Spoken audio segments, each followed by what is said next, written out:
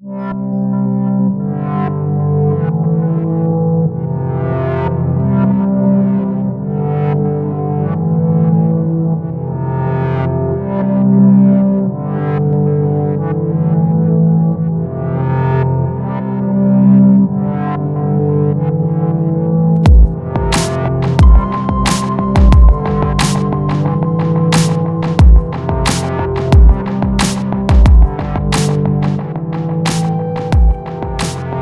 evening, everyone, and welcome to another Queensland Severe Weather Chasers Network tropical cyclone video update.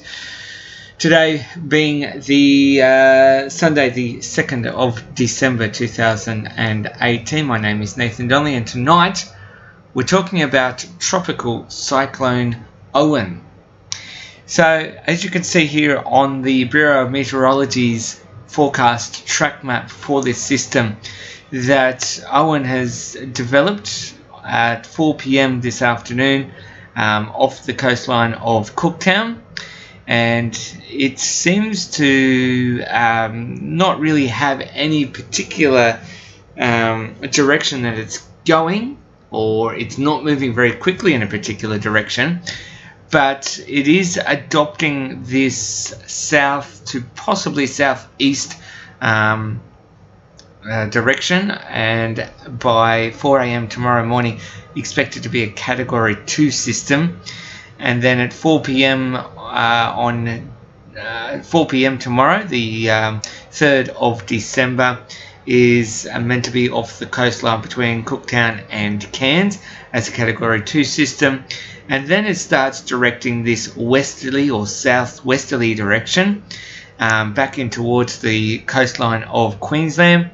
And at 4 a.m. December the 4th, expected to be a Category 2 system. Then heading still in this westerly direction, 4 p.m. on the 4th of December, a Category 1 system. And then it starts developing more of a southwesterly direction, and on the 5th of December, so that will be Tuesday, a Category 1 system by Tuesday morning, and then by Tuesday afternoon expected to have been downgraded into a low pressure system as it continues this westerly to now possibly a west-northwesterly direction. If we have a look now at the satellite imagery of this system, and we can see that here it is off the coastline of the Queensland coastline, down around the Fiji sort of area.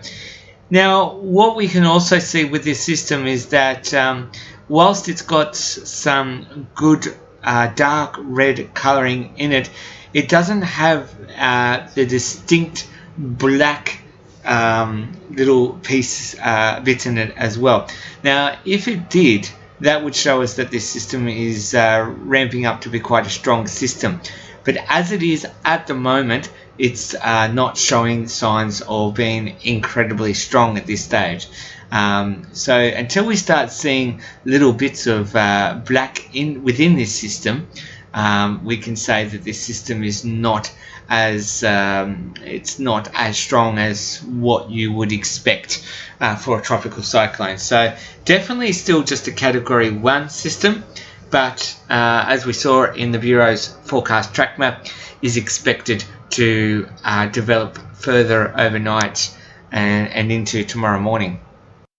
Looking now at the sea surface temperatures for this system, and as we said, the system was around in this area here, off the coastline of Cairns, and it's actually near the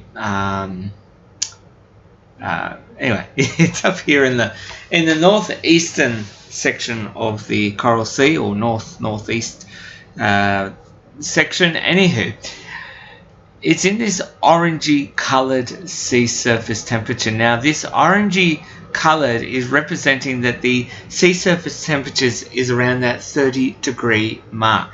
Cyclones love nice warm sea surface temperatures, so If this system adopts the track that the Bureau is saying it's going to adopt, so heading in this originally southeasterly direction, then turning into a westerly direction, it's going to have no problems whatsoever with the sea surface temperatures, because in that entire area there, we've got these around these 30-degree temperature waters.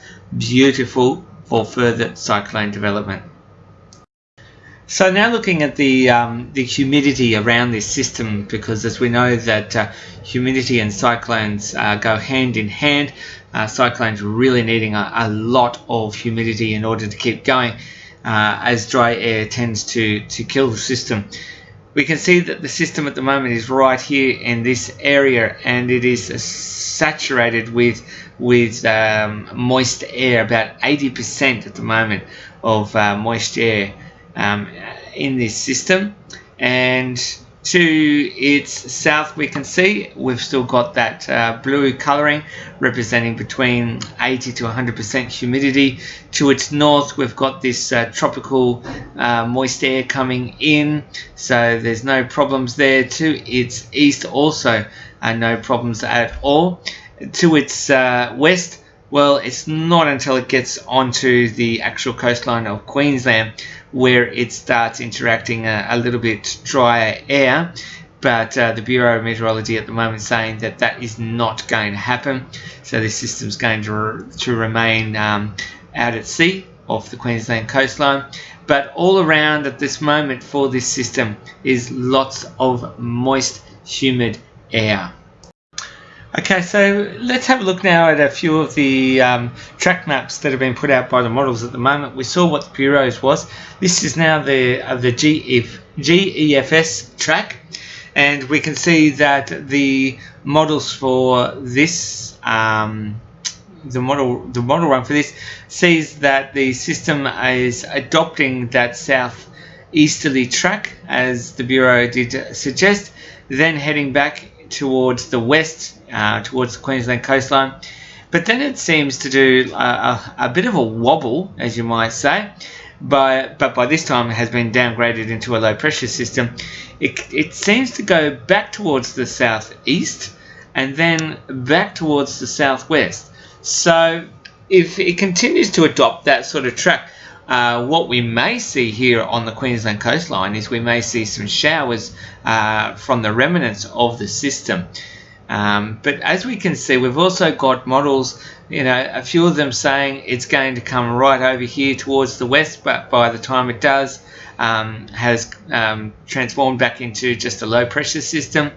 Others are saying that it may head out towards the southeast, and others saying that it may, the one outlier here saying it's going to come all the way down here towards the sort of the Brisbane sort of area, or maybe a bit further north, Rockhampton maybe, around that area. But that's only one of them saying that at the moment. But the majority of them saying it's going to head southeast, then going to go west, then southeast, and then a westerly motion, by which time it will have died out into a low pressure system. So we now compare that with the CMC model, and we can see that this model is saying that this system is going to head initially south, then adopt this southwesterly motion into a direct westerly motion, but then going to head back up towards this west-northwesterly direction, heading up here towards the Cape York Peninsula of Queensland. But by the time it does so, we'll have once again downgraded into a low pressure system. So most models saying that this cyclone will not hit the coastline as a actual tropical cyclone, but will have downgraded itself into a low pressure system by the time it does that. So we could see some good rainfall along this coastline in this scenario, and maybe some gusty winds, but that's probably all it's going to be. It certainly won't be a tropical cyclone.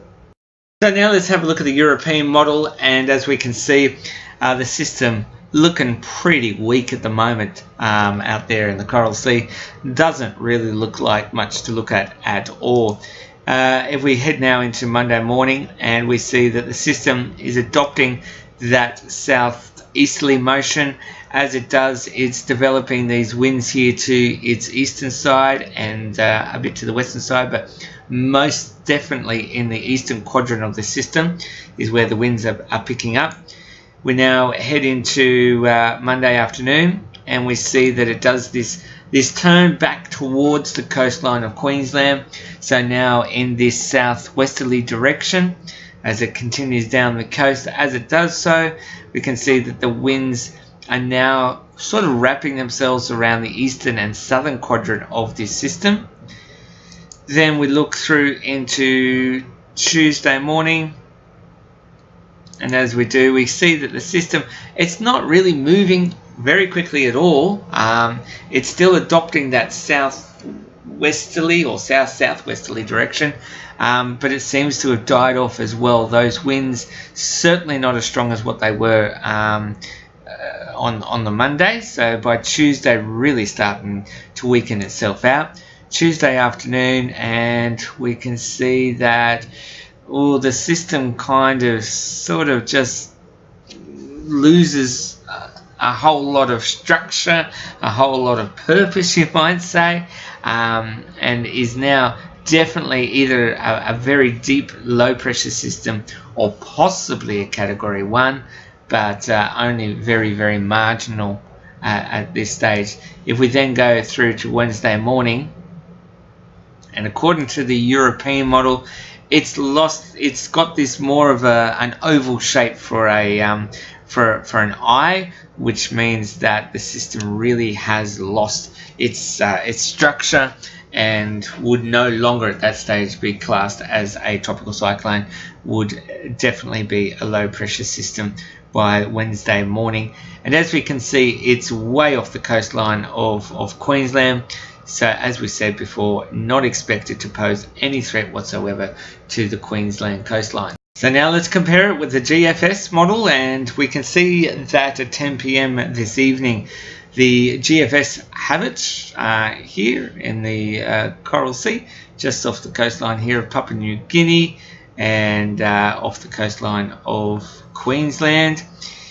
Then if we head into Monday, we can see that according to the GFS, it's ever so slowly moving to the southeast, but the winds have really picked up here on its southeastern side. Moving to now Monday afternoon, and we can see that still adopting this southeasterly motion. Monday afternoon, the winds here to its eastern side now, more so than its southeastern side, but still kind of wrapping itself around a little bit here on the eastern and southern side of the system. Let's have a look now into Tuesday morning, and we see the system all of a sudden start adopting this westerly motion, and then according to the GFS, it just sort of meanders around a little bit. It sort of comes down southeast and goes west and a little bit north, and so it's really not being steered by any huge strong system at this stage. The winds still wrapping themselves around here on the southern and eastern side of the system. Then into Tuesday afternoon, it ever so slightly starts coming back towards the west, but only very slightly. But we can see that by Tuesday afternoon, the system has started to lose a lot of its punch on the eastern side, still a little bit to the southern, but its eastern side has certainly died down quite a bit. Then we go into Wednesday morning, still punching a bit of a punch to its southern side, but then by Wednesday morning, as the GFS says that the system starts heading back up to the northwest, it's still got quite some strong winds here to its southern section, but they aren't wrapping themselves around the system. So I'd be saying that by this stage, the system is really starting to de-intensify back into a low pressure system, as those winds are not wrapping themselves around the system. Then we look at to Wednesday afternoon, and ever so slowly it just starts making its way back up to the northwest, and by this time the system's pretty much done and gone. It's a non-event by this stage. So that's what the GFS are saying will happen with this system. So let's see what's happening with the winds from this system at the moment, and as we can see, there it is in all its glory. It's got this this bit of an eye happening here. We've got the winds, swirling in around it, but it's not looking like a monster of a system at all. It's looking very weak at the moment. So yeah, we'll have to see what happens over the next 24 to 48 hours to see whether this system really starts to ramp up, or if it's just going to continue to be a weak Category 1 system or low pressure system. But it's an early one for the season, but there it is, and we'll keep our eye on it here at the Queensland Severe Weather Chasers Network. Well folks, that's all we have time for tonight, so thanks for watching. Our next cyclone video update will be tomorrow evening. We'll give you an update of what this system is doing. Thanks for watching, and if you'd like to support our work that we do here for you, please do take the time to show your appreciation by donating to us through the PayPal link, and supporting the work here that we do for you. So thank you for watching, and we'll see you tomorrow evening. Good night.